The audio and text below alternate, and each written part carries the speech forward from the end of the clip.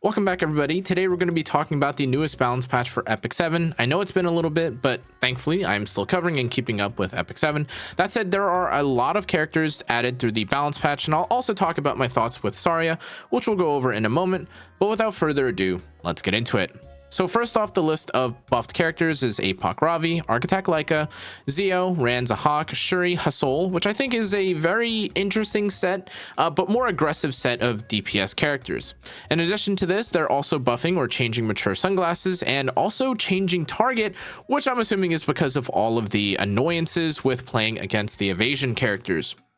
Let's start, however, with Ravi. So the first thing that you'll see here now is that Ravi now has innate pen res, and after being attacked, you now consume the fighting spirit, wording, and this is fine. However, in addition to this, now whenever you use her S3, you actually have a new effect which now reads that when an ally dies, you grant War God to the caster and reset the cooldown of the ability. Now, this already itself is pretty cool, but the War God effect now reads that it increases the defense pen of the ability by 50%, and the effect will disappear after the effect activates. Now, just at base, this is already really nice, as this does offer you the ability to actually pick someone like Ravi into the more annoying DPS or pen-based characters in the game. And in addition to this, when you are able to use the skill 3, you can use it following, basically the death of a character, which is kind of similar, as far as I understand, to a character like Blood Moon Haste, who also receives a similar effect when an ally dies. And this, of course, allows you to be a bit more, forgiving, or a bit more active or proactive with your skill 3 and using it. And then once you activate the condition, then you of course have access to the ability again. Now, what I think is even cooler beyond all this, however, in terms of the changes to Ravi, is the fact that they finally changed her kind of weird fitting effect resistance self imprint, which honestly has never really felt super good for her. At best, this was a character who ended up using something like Crimson Seed in the past, and at best now she's definitely a character who is not picked at all. That said,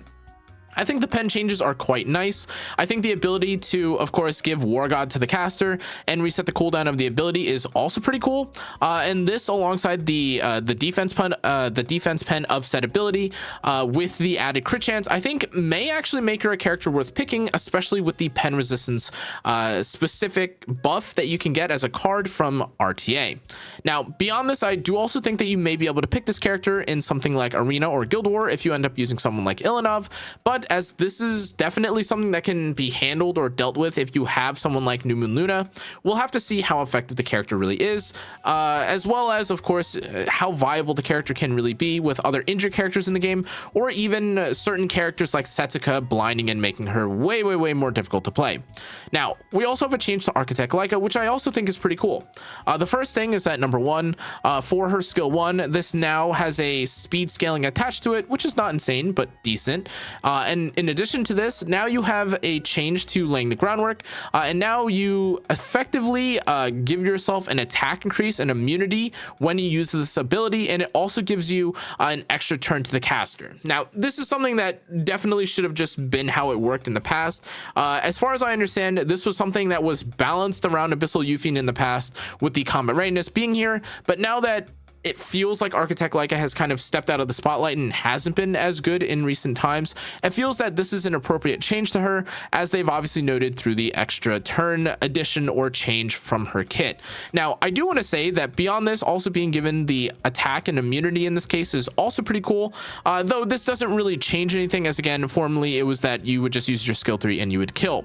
Now, in terms of the skill 3 change, though, this is now a change where now the enemy dying inflicts extinction to them when they, of course, are defeated. And this is always nice, just because there are certain characters, especially nowadays, that it feels like you aren't really able to deal with, or it feels like there's a lot of characters, especially with some characters on the horizon, like ML Yulha, who will provide an infinite amount of reviving or inability to actually die. So this extinction is pretty nice, though, of course, I'm not entirely sure how insane this will be, as this is still technically an ability that would get somewhat seized or countered or dealt with by characters like Celine, Fire Politis, and things of this nature.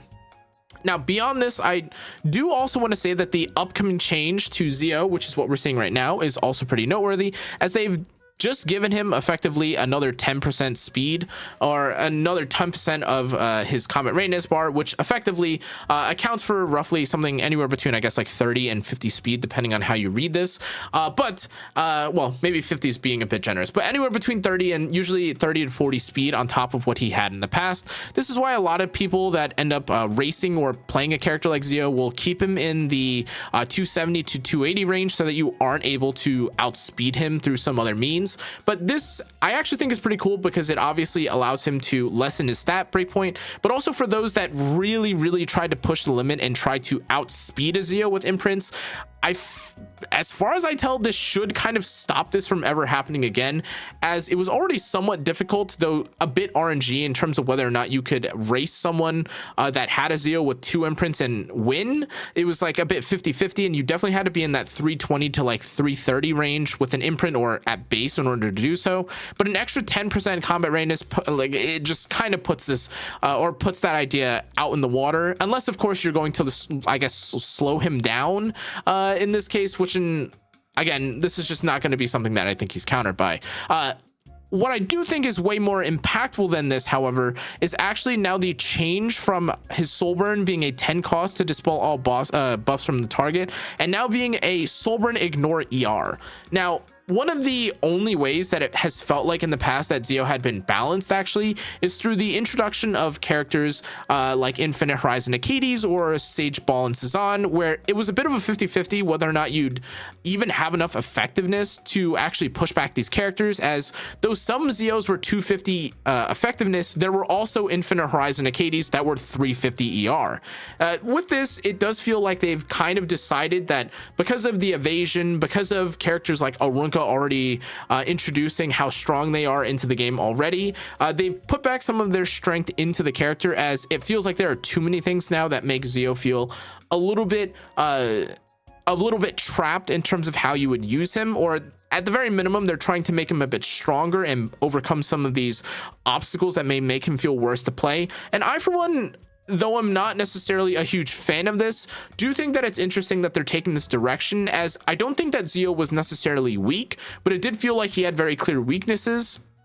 And this, I think, kind of does away with it and does kind of present him to be a stronger character, as really they've kind of changed his ability to be countered by a single high ER target. Though, of course, if you do end up running double ER characters, or if you take someone like Infinite Horizon Achilles and Sage Ball and Cezanne, this doesn't stop really how strong he is, as again, one character can still, you can't target 2 characters at the same time with this soul burn.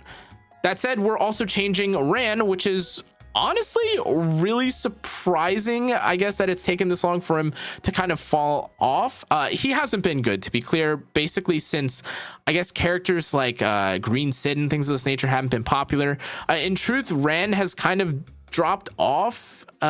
in terms of being an opener, just because nowadays it feels like if you AoE into a target or into a team, you better have something that says and they can't hit back, or you have to seal them, or you have to give your entire team skill nulls, and unfortunately it didn't feel like Rand was one of those characters that really did that. In addition to this, though, they've now changed him so that now he's a bit safer when he uses it, as he uses his S2 specifically. His immunity, or team-wide immunity, was already something that was quite strong in the past, but now this giving him a skill nullifier actually allows him to use it and not just instantly get one shot, for instance, which I think is quite impactful. But I actually think this new change, where they've now changed the stigma to now be a frostbite and restrict for 2 turns,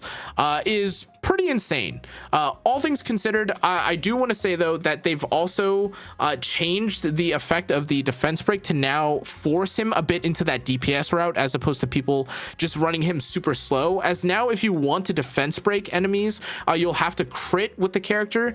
This is basically to, or at least I would imagine to be, to kind of prevent people that are running like the 25,000 HP super slow, like 240 230 speed Rans, that would be super annoying to deal with. And with this, they've obviously at least kind of tried to curb this sort of playstyle a little bit. And effectively, if you want to play like this, now you'll have to commit at least a little bit into the DPS playstyle, and this alongside the crit chance buff to his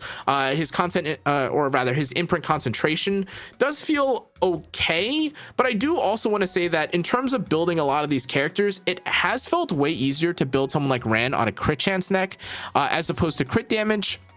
At least from my experience, because in most cases, again, the crit chance will let you overcap as opposed to something like an attack main or a crit damage neck, which forces you to have like really good rolls on like your boot or on some of your other pieces. But this is a welcome change, I think, for people that were struggling with the crit damage neck and otherwise didn't have access to a crit chance one.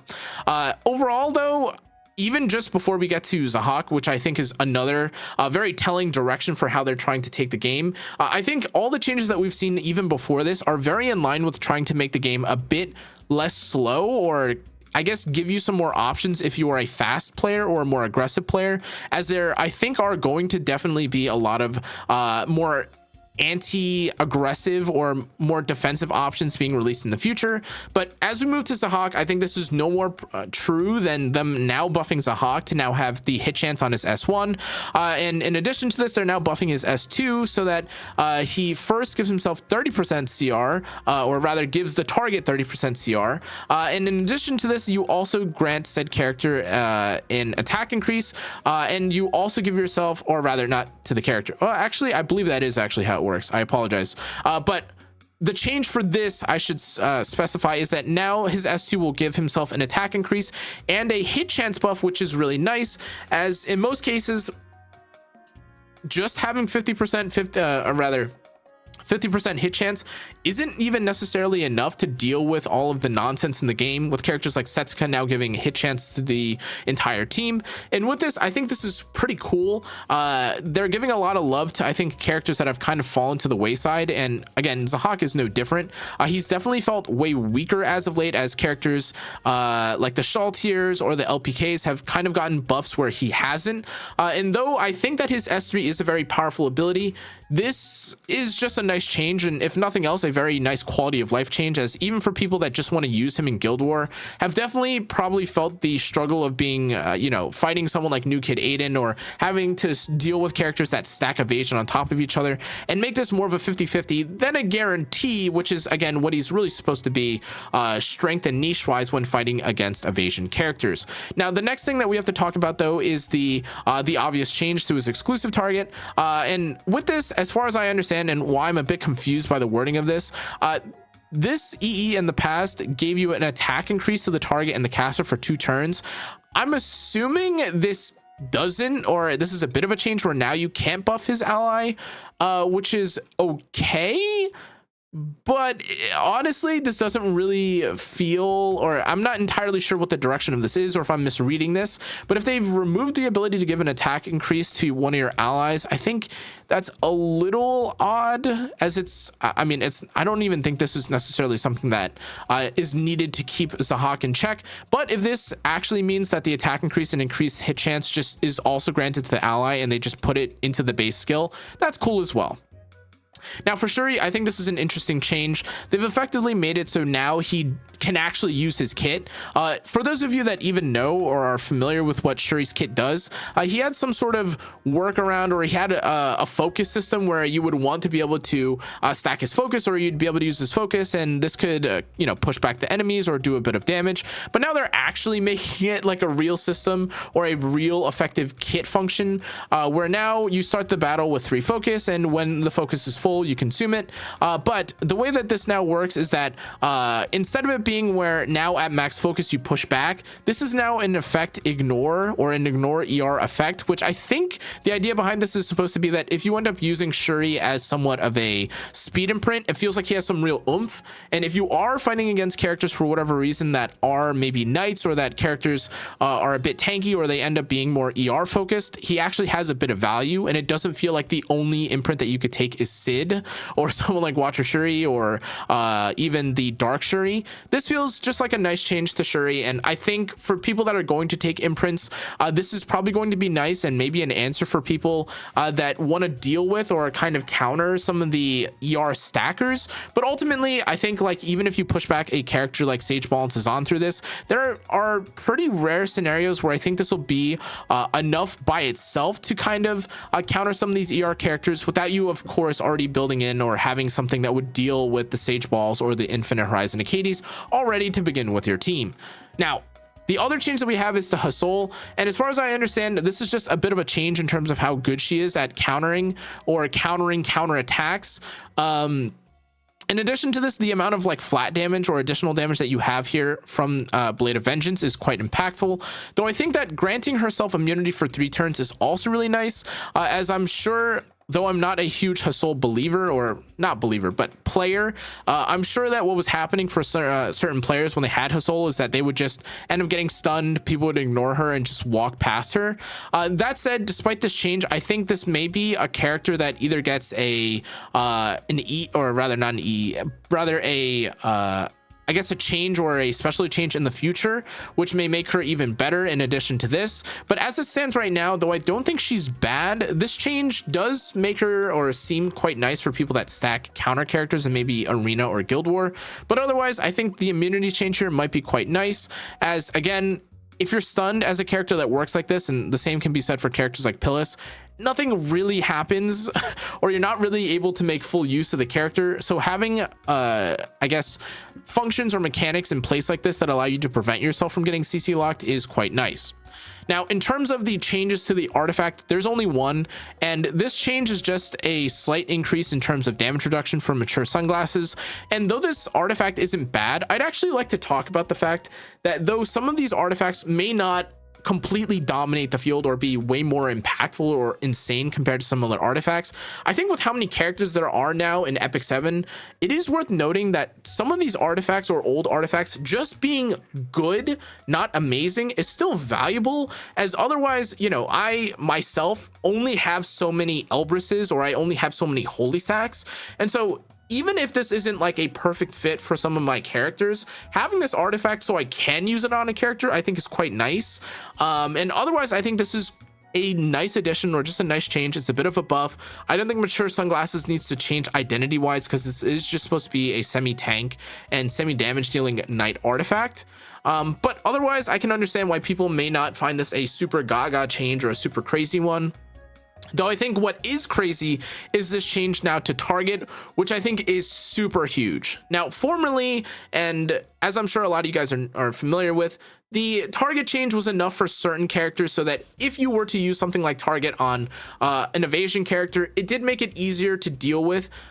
In most cases, assuming that you probably had someone that also had Symbol of Unity on, or they had hit chance, or things of this nature. However, with the change to target now being a decrease in evasion by 50%, this is now an absolutely crazy change, and honestly huge for people that are hateful, like are very annoyed by the Setsuka meta. And with this, I think that this is going to make a lot of the characters in the game that use target, including, again, basically all the characters from this list. That includes Command Model Laika, Architect Laika, Elagos, all these characters. Well, Elagos is a little different because he already had it, but any character basically that has target, I think will rise in priority and viability a little bit. And I think that is absolutely huge, honestly, as a lot of characters nowadays, including, again, the Setsukas, the New Kid Aidens, and the meta of the game, Afternoon Soak Flan, have definitely been more annoying to deal with in terms of when they hit back or it being impossible to kill. And with this, I'm a huge fan of the change to target, though again, we'll really have to see how big these changes are as a lot of things play out and as the season closes in Epic 7. That change, if I had to, that said, if I had to go back and kind of go through and pick out who I think is probably one of the biggest winners of the patch, I actually think it's probably the Zeo mains, just because this is a real kind of like like middle finger to people that kept trying to deal with or outspeed the Zeos in the game with like their speed imprints and with their 129 base speed characters. I also think APOC Ravi is another candidate for being a huge winner of the patch, as again, effectively having this insane S3 nuke while also kind of preventing herself from dying is quite huge. Though I do want to also point out that something that I may have maybe not touched on hard enough is that losing the 30 crit chance is kind of impactful for her. Like, now again, I do obviously admit that like 30% pen res is pretty nice, and this stacked alongside the pen res card will be huge, but losing 30% crit rate, that's a lot of stat that you're gonna have to make up. And effectively, this, as far as I understand, means that if you are effectively not triple S on Ravi, you're missing 30% crit rate at base, even like with exchange for this pen res, which might not be super nice for, you know, when you're fighting against characters who don't pen. But otherwise, in addition to this, or rather I should say otherwise, at the very minimum, even if you have triple S, you are still missing a bit of crit rate, though again, the idea I'm sure is supposed to be that you make up for this with the pen res from the passive. Again, though, I'm pretty happy with the changes for this patch in epicseven. It isn't nearly as many characters as we've seen clearly, which I think is interesting, but all the characters I think are being changed, or changed in a very meaningful and nice way, in a way, or at least in a way that I can appreciate, which I think is pretty good from Smilegate. Honestly, this patch is probably for me a 7 or 7.5 out of 10, and I'm pretty interested to see where they end up going further. That said, thanks again for watching though, guys. Hope you guys learned or enjoyed today's video. If you did, make sure to like, comment, and subscribe. I'll see you on the next one. Stay safe, stay healthy. Good night.